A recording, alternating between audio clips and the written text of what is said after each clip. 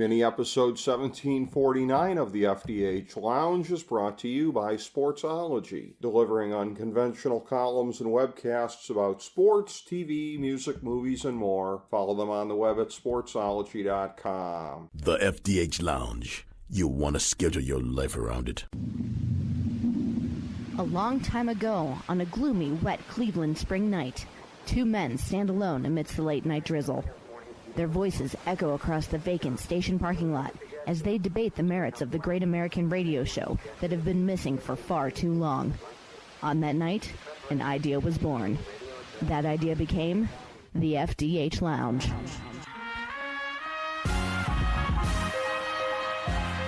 Welcome to the FDH Lounge. Hello, everyone. Welcome to this mini episode of the FDH Lounge, previewing the 2024 AFC North. We are working our way through the NFL division by division, and what that means, of course, is one of our great FDH Lounge dignitaries, in fact, an original FDH Lounge dignitary, Chris Galloway, joining me here today as he does for all of these, and we're going through the AFC North, which I think by dint of living on America's North Coast, Chris Galloway, safe to say, is the one that we see up close and personal the very most out of the 8 divisions. Up close and personal, and nothing but grudges. Yes. Everybody hates each other. It makes it very, very interesting every year. Absolutely. No question. Yes. Absolutely. We hate everyone in this division. We're all kissing cousins. There's incestuous relationships like Paul Brown leaves Cleveland and founds the Bengals, and the Baltimore steals the Browns and becomes the Ravens, and Pittsburgh's just awful, so everybody hates them. I mean, it's a hell of a division. It's a real division. It is hard scrabble cities with old school football and real fans who, other than the Bengals, who really live and die by their team. It's hilarious that you said all of that, Chris, because our next division, as we go in order, is going to be the AFC South, and you won't be applying a single word of what you just said there to that division. No, I call that to me is the XFL division of the AFC. It's people are like, oh, there's football. Yeah, that's cool. Pretty much, yes, but it's new. It's new. It's fake. Yeah, it feels it feels artificial. There's no grit. Yeah, AFC South always makes me, it always makes me a little, it's like tepid warm water on a hot day. It's like, whatever. Very much so. Versus in the AFC North, the only new car smell you get here is the kind that somebody is buying down at the local Marks and popping in the thing in the form of a deodorizer in the car. And, of course, those don't work. That's right. That's the AFC North, the pine tree from the mirror of air fresheners. That's us. Yes, and as somebody that used to have it, the dice nuts things here, over the mirror, I used to have those back in the day. This is a division that kind of embodies that as well. The IROC of divisions. Yes, pretty much and so. As the Beastie Boys sang, I got the trees on my mirror so my car don't smell. And if you didn't have that and you're in an AFC North city, your car probably will smell, no doubt about it. And while we're at it too, as far as entities stealing away from other entities here in this division, of course, a little bit of an under-the-radar thing as far as the national media goes, but Patrick Queen leaving Baltimore for Pittsburgh. You don't see those type of moves. Clear that Ozzie Newsome doesn't work here anymore, in Baltimore when you've got things like that happening. But here's what we've got for the AFC North as far as I got these teams in the projected order of finish per Fantasy Football Draftology 2024, available on the main page at fantasydrafthelp.com. This is one run-on sentence for each team in there. The AFC is on page 17. The NFC is on page 18. You can go check those out. And again, if you want our macro notes for the season, and it was a small list because, as we said, not a lot of big turnover in the offseason, go to the first in this series, the AFC East, at mini episode 1748. But here goes for the AFC North. Cincinnati It's shocking how many pundits are sleeping on a Super Bowl favorite from a year ago, considering how they overachieved in Joe Burrow's absence, and considering that they don't have many craters on the roster, albeit the running game could be a bit weaker than it was even with the diminished Joe Mixon last year. Cleveland. Last year bore out our belief that this team had less holes than most teams in the league, and the bench depth was better than expected since the team weathered a wave of injuries to make the playoffs. But the team is going to live or die by Deshaun Watson's ability to stay out of trouble, stay healthy, and prove that he's still on par with the dominant quarterback of his Houston years. Baltimore. The offensive line may not be up to usual Ravens standards. The wide receiver depth is questionable, and the back seven has some holes, rendering this team further away from a Super Bowl trip than their AFC Championship appearance would have you believe. Pittsburgh. Picking up both Russell Wilson and Justin Fields was a head-scratcher, and a bigger head-scratcher was not picking up Fields' fifth-year option, meaning that he seems to have one foot out the door already since he won't be starting, at least initially, and need not take a back seat to this version of Wilson. But the team at least solved their crappy quarterback situation and actually did the best job that they have done in the better part of a decade in filling their starting 22. So that's how I have the AFC North shaking out, Chris, and I know you're going to have some very strong thoughts on all of this. Boy, do I got to tell you, this division is going to surprise a little bit. I see this division taking a step backwards. Mm-hmm. Last year, the number one division in football, and it wasn't even close. It truly was. Right. I don't see that being the case this year. I have the Bengals winning the division because, like you said, and again, that's predicated on Joe Burrow staying healthy. Yes. I think he does. I think we're owed a season of Joe Burrow playing most of the season. Maybe misses a game because of a turf toe or something weird. But I think based on his patterns, we're going to get a season of Joe Burrow, and that more than anything will propel the Bengals to the top of the division with a 12-5 record. Not a great team, but the ability to win in a quarterback-driven league. Offensive line should be stable. You've got question marks there, like you said, in the run game and the tight ends. They've lost a little bit on defense, but I think they're going to be good enough to push through with 12 wins, maybe 11. Again, the AFC North is facing the toughest schedules by and large in all of football, so that might pull back their overall records a little bit. In second place, I have the Ravens. I've got them at 10-7. I agree with you. They've got some issues. They're a little thinner in the back in the DBs. They're a little they lost Patrick Queen at linebacker. They've got some question marks on offensive line and at wide receiver, so they didn't really get better, and your analysis is correct. So, again, another team I see taking a step backwards, and I have them finishing second in the division. They will still make the playoffs, but that, again, is predicated on their quarterback staying healthy. He goes down, they're toast. I have the Browns. I wanted to believe this year could be special for the Browns. But I started off the offseason feeling really good about where this team was going. I thought they had a decent draft. Off-field stuff aside, I liked the Mike Hall pick. I loved the Zach Zinter pick in round 3.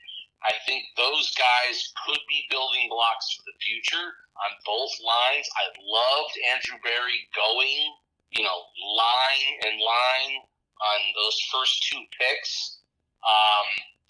Very underrated. But again, they're rookies. You're only going to get so much out of them. And, Mike Hall, his biggest challenge is honestly just going to be staying in the league and out of jail. He came out of Ohio State, and the card on him was character issues, locker room problem, right? And what are we already seeing? Character issues, potential locker room problem. We're not saying tough, smart, and accountable. And when you No. say he's doing fine aside from off field, I say, other than that, how was the play, Mrs. Lincoln? Well, that's exactly right. I mean, the reality is in practice, preseason, etc., he's looked really good, right? But to the point we're both making, his problem is always going to be, that he's a knucklehead. Yeah. And he was clearly a problem at Ohio State, and they did a nice job of managing that, covering all that up, and covering up for him and his problems. So, again, I have no faith that, he'll even be with his team come next year, because God only knows he'll do something else stupid. So I started off feeling good about the Browns offseason because it was quiet, right? We had good reports on Nick Chubb. We had a decent draft. We had some, locking some guys down in contracts long term. And it really started off the offseason quiet, solid, felt good. And I thought, okay, this is the kind of offseason the Browns needed to have, right? Stable, moving forward, adjusting the offense. But now, as I started looking at it as we've gone through camp and the preseason, I have this sort of sinking feeling, right? And a couple of media members have actually recently, in the last couple of days, said exactly how I had been feeling, which is it's been a weird camp for them, right? It's almost like there's something off, some disconnect between coaching and players. They've looked terrible in the joint practices. They've looked awful in the preseason games. They don't look ready to start week one at all. This team does not seem ready. We have injury issues with starters. We have a quarterback who doesn't look like he's going to play a snap in preseason at this rate. I'm actually prepared to just say the Deshaun Watson thing is as much as it pains me, I think he's just a shell of who he used to be. I think mentally, he's just toast. You're not getting that guy from Houston ever again. And I think that's why they brought in Jameis Winston and why they keep working so hard to develop Dorian Thompson-Robinson. Because I think they know they're going to go this year with Watson, and whether he's on the roster and they're playing him or whatnot, I have a feeling that this guy is not our quarterback next year. Maybe he's on the roster because they're paying him. But I just think mentally, Watson at this point is just a fragile snowflake mentally. I think mentally he's washed, and this is a mental game for quarterbacks. I think his confidence is gone. I think he's a guy who is shaken by the fact that the whole world knows something awful about him, and he cares too much about what people think. I just think he's done. And it translates into how he's able to play the game. So for the Browns, it's a failed experiment. They gave up a lot to get the guy. They were hoping to get the guy that was looking like a future Hall of Famer in Houston, and they're getting nothing of the sort. So I no longer believe in Watson. I had hoped that he could return to form. I don't believe it'll happen. I think also for the Browns, the offensive line is looking shaky, and I expect them to take a step back because they don't have the taskmaster in Callahan whipping them into shape. I think they have a good offensive line coach now, but I think he's a player's coach. And I think these players have since got used to sort of the drill sergeant taskmaster approach, and they're going to react like spoiled humans do when that's gone. The pendulum will swing too far. They're not. I feel like this line is going to kind of fall apart. Okay. Nick Chubb is not. We're going to miss him. I mean, he might play week one. I don't know. Probably not. But I would expect Nick Chubb back early in the season because he's a machine. Sure. But I don't think that he's. I don't think we can expect a lot there. And other than Amari Cooper as a wide receiver and David Njoku, we don't really have downfield weapons. So I've reached a point where I'm like, I started off the offseason thinking the Browns could surge, and I'm thinking they're actually going to will. Okay. And so my prediction on the Browns is 8-9. They are playing the toughest schedule in the league, and I think that's just an impossible position. Wow. I mean, that's a clip and save right there. Interesting that I, who have been emotionally divorced from this team since Watson got there, and I'm not going to say anything to rub it in on any of the stuff that you said there, but I actually got them at 10-7 and as a wild card team. But that's a thing where I actually think that they're going to be shown to be a pathetic joke if they do wilt back to 8-9, because theoretically there are a number of things that they are supposed to have going in their favor. The one thing with Watson too, that nobody is really talking about that much. Some of the inside folks are talking about it a bit, but I mean, this deal that he's coming back with the specific type of shoulder injury, ain't a whole lot of precedence for seeing how guys are going to come back from something like that. So that's not something you're going to love either. No, I mean, I think we've already seen that he's in camp. He's limiting his throwing still. When he has thrown, he's looked okay. But we even saw yesterday he pulled back and didn't finish practice because of shoulder soreness. Yeah. So I'm looking at that and I'm going, so he's still not 100%. Yeah. So I don't. To your point, I feel like this team has talent at every level, right? Yeah. All over the place. Grant Delpit, JOK, yes, Myles Garrett. I mean, they had the number one defense last year statistically. You think about it, there's only one way to go when you're number one, and that's backwards. That defensive line, they've got some guys on there with some injuries in this preseason. Yeah, they're not really playing yet. They do have some great young talent. Isaac McGuire's looked good. Alex Wright came on last year. There's a lot of things on this team to be excited about and say, no, they should be good, right? Yeah. But Denzel Ward's nursing his 5th concussion. Yep. Newsom is out, and Newsom, they're not talking about Newsom. He might be out for the year. They're still not saying. Wow. I think it's interesting that they're not talking about his surgery and not giving any prognostication. I think that's a bad sign. Like, I just think the vibes around this team right now aren't very good. And if they start off slow because of this, and with this tough schedule, I don't believe in the mental toughness of this squad because I've never seen it, and I feel like they're a squad that would just fold. I mean, that's possible. It is possible things could snowball on them if they go poorly. And as you said, yes, I mean, there are collections of players here and there on this team that have very elite talent. I mean, Bitonio and Teller is one of the great guard combinations of the 21st century. They are, but I mean, even in the second half of last year, Teller faded because of injuries. Yeah. Joel's old, right? I mean, right.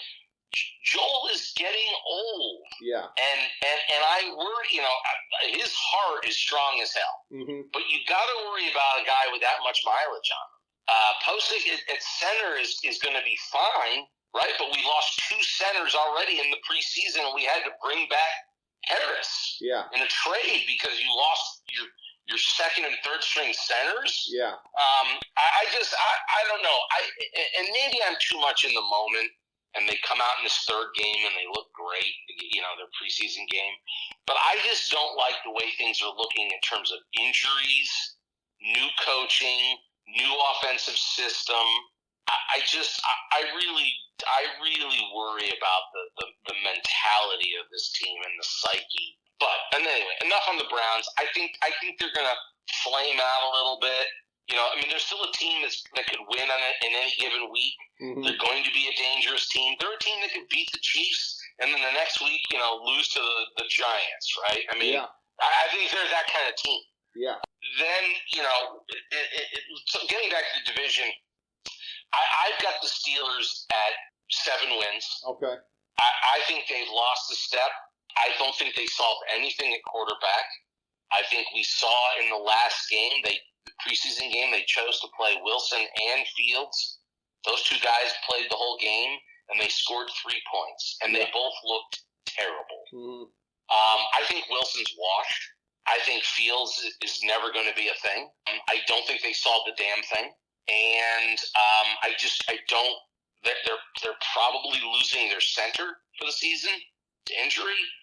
I don't believe in the Steelers. I think they've got a drama queen at wide receiver in Pickens, a guy I loved coming out of Georgia, right? But he's proven to be an absolute head case, and I think they finally have a losing season under Mike Tomlin. Look for them to bottom out at 7-10 and finish last in the division again, but this time with a losing record. I think Steelers fans are going to have some reckoning on where this team is going. That sort of Mike Tomlin bravado and toughness can only carry you so far. So that's how I see the division. If Burrow's healthy, I see the Bengals, having enough. I think the Ravens are taking a little bit of a step backwards. I think the Browns are going to deflate, and then I think the Steelers are they're in a downward trajectory, in my opinion. Well, again, I've got the Browns as a wild card team behind the Bengals just because in looking at the Ravens roster and looking at roster holes. Now, as you said, the Browns may have more in the way of holes in terms of injuries based on how these things play out, particularly, as you said, in the secondary, potentially. I agree with you on the Steelers, except I think they've upgraded a quarterback with Fields, but again, they foolishly didn't pick up the option on him. I disagree with my BFF, who is a Squealer fan, who thinks they should have kept Kenny Pickett. Pickett's a bum, as we know, Chris. They have upgraded, at least with Fields, but maybe not that much. And again, first year in a new offense, that could be challenging. Yeah, moving on for Pickett was an obvious thing they needed to do, but I think Wilson's a degrading asset, and I don't think Fields has shown any ability to be able to successfully be a passer of the ball consistently the way you need to be in this league. I don't believe in Justin Fields. I didn't believe in Justin Fields coming out of Ohio State. I still don't believe in Justin Fields. So I just think the Steelers are a fading team that their fan base is going to have. This is going to be a rougher season for them. Well, ironically, I believed a lot in Justin Fields coming out of Ohio State, and not nearly as much in C.J. Stroud. And look at how that's turned out. But there you go, right? I mean, boy. Yeah, I mean, Stroud. I think we see that the Ryan Day offense was holding him back, and some of the Ryan Day, tight coaching that they did there, because he clearly is looking a lot better in Houston, no doubt about that. And I think, by the way, to go back to a few points that you had made on some of the various teams here, Browns #1 defense last year, but, very, very super asterisky on that in terms of the home-road split, which we saw very violently manifest itself in the playoff game, the collapse at Houston. Well, that's an example of what I'm talking about when I talk about the mental toughness of this team. I mean, the Browns, it's like you're a mentally weak team that when you go on the road, you're the 31st worst defense, right? But at home, you're #1 by a country mile. Right. Like, what's going on there? The old adage was defense travels. Right. Well, they sure didn't for Cleveland last year. Right. That was such a strange. I mean, I don't remember the last time we saw something like that, where there was such a disparity between home and road in the performance of a defensive unit. I think it's a bit of an indictment on Jim Schwartz. I think the other thing that Browns fans are going to be they're going to get a little edgy about is that Schwartz is always good in the beginning, and then it fades. Okay. And we might see the luster come off of him this year. Maybe it's next year. He struggles to come up with more than 1 or 2 pitches in his repertoire on how he coaches them, how he calls the defense, how he calls different wrinkles in the defense to keep an offense honest. And I think that offensive coaches get a read on what he's doing, and he doesn't seem to be able to adjust as the season goes on. And that was a knock on him in Philly. It was a knock on him in Detroit. And I think we're seeing it again in Cleveland. And so I worry that defense, despite some really good players from a system standpoint, is going to take a step back if these guys with injuries don't end up playing as much as we think. Guys like Newsom, guys like, Shelby Harris and some others, are they going to get through the season? That is a super interesting point to make on your part, and something that I hadn't really thought of for this team coming into the season, that I can't quibble with what you said there.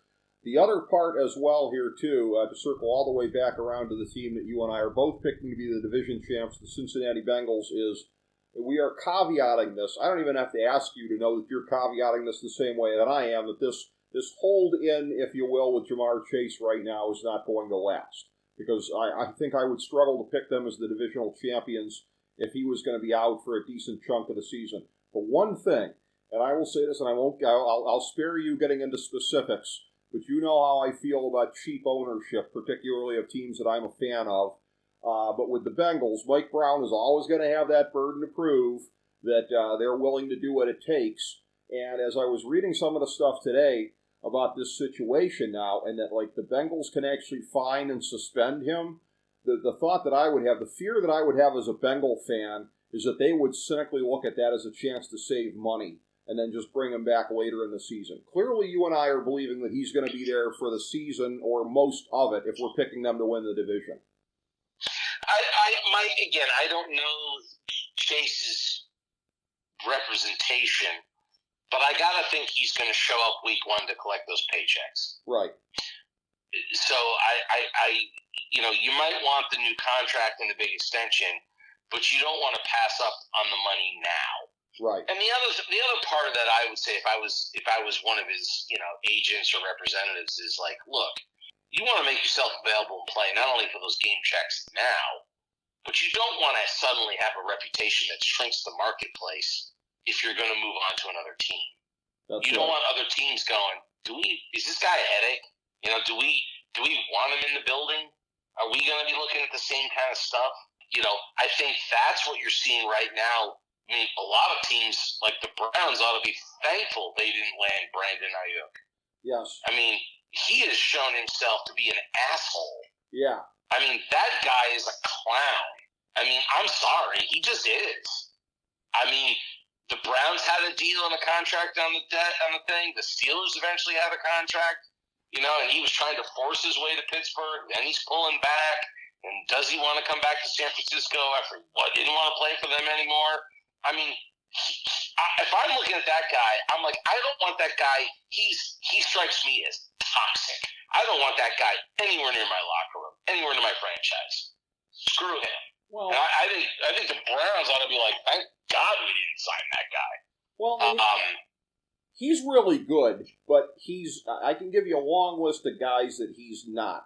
He's not CeeDee Lamb. He's not Tyreek Hill. He's not Justin Jefferson. He's not Chase. He's not either of the Brown brothers. One might argue he's not even Devontae Smith. We can go on probably even a bit further. He's really good, but he's not on their level, or at least he hasn't proven it yet. I agree with you. Versus he's acting like he's Justin Jefferson. He ain't. And it's like, you haven't shown that yet. Now, maybe his argument is, our system and our quarterbacks don't allow me to be everything I can be, and there might be some truth to that. But he's not coming off. He's coming off terribly in this thing, terribly. Yes. And if I was Jamar Chase's representatives, I'd be like, that's what we don't want to look like, right? Mike Brown, to your point, is cheap. Yes. He doesn't have independent money. Right? Yes. The only thing that guy has is an NFL franchise. Yep. He's in a tiny market. He is eternally strapped, right? Yeah. Mark Davis fixed his problem by moving to Vegas. Yeah. And getting a massive infusion of cash, right? Yep. Another guy that was in the same boat, didn't have any other independent wealth. There's a reason why it's helpful to have an owner like Cleveland and the Haslams that are independently wealthy of their franchise, have billions of dollars in wealth and assets, and because of cap manipulation, can basically every year spend 120% of the cap. Right? And that's what they're doing. Yeah. They are using cap manipulation and magic to basically outspend the rest of the league by about 120%. Yeah. Every year. People keep saying, how did the Browns sign all these contracts? It's because they have an owner, for all his flaws, is willing to turn contracts into guarantees and put cash on the barrelhead and guarantee, and signing bonuses and willing to front load money and do everything you can to constantly manipulate the cap. Andrew Berry has an owner that allows him to do whatever he wants and to spend money. Mike Brown, to your point, is not that guy. No, he's Mike not. Brown doesn't have the money. Mike Brown can't sign all those wide receivers. Mike Brown gave Joe Burrow that contract because he had to, but he can't keep spending at that rate. He doesn't have the money. He doesn't have the cash flow. Because as you and I have discussed in previous podcasts, the same reason why the Raiders let their linebacker go. What was his name? Now with the Chargers, went to Chicago. The reason, Mac. Yeah, Mac. Khalil Mack from Buffalo. The reason they ended up not signing him was because Mark Davis was so cash broke, he couldn't put the money for that signing bonus and contract in escrow. Yeah. They had to trade him. People didn't understand, how could you let this, Hall of Fame talent, how could you trade him away for, peanuts? And it was like, money. Yeah. He didn't have the money. He couldn't put that money in escrow on guarantees on the contract. So he had to trade him. Mike Brown's in the same boat. The reason he sold stadium rights was to create extra cash flow to be able to sign Joe Burrow. Yep. So to your point, Bengals fans, I'm sorry, it sucks, right? Yeah. Because even though the NFL has a lot more equity and a cap that makes things a little more fair than, say, baseball, you still have an owner that is, other than the value of his franchise, is not wealthy and can't put cash on the barrelhead again and again the way a guy like Jimmy Haslam can, the way a guy like Jerry Jones can, the way some of these other owners. Yeah. And that always does put the Bengals at a disadvantage. Yes, and that's one of those things where, again, but they need to get a deal done because, again, Chase, if he hits the market, he's going to be probably the best wide receiver on the market in a long time, and you're going to see him get an eye-watering deal. Again, unless he really poisons the water with how he handles the situation this year there. And as far as the stuff you're describing with the Browns, all they're doing is cribbing from, ultimately, Gilbert and Griffin with the LeBron era, too. David Griffin, what a magician that freaking guy is. I love that guy so much for his ability to manipulate the cap in the second LeBron era here. Griff was just one of one at being able to do something like that. So the Browns imitating out of that playbook. But again, a very, very interesting division here. An AFC North where I see the Ohio teams being 1 and 2 in the division. We both have the Squealers at the bottom of the division. And, again, we'll have to see how this all plays out. But thank you for being a part of this one, Chris. And thank you, everybody, for checking out our 2024 AFC North preview in the FDH Lounge.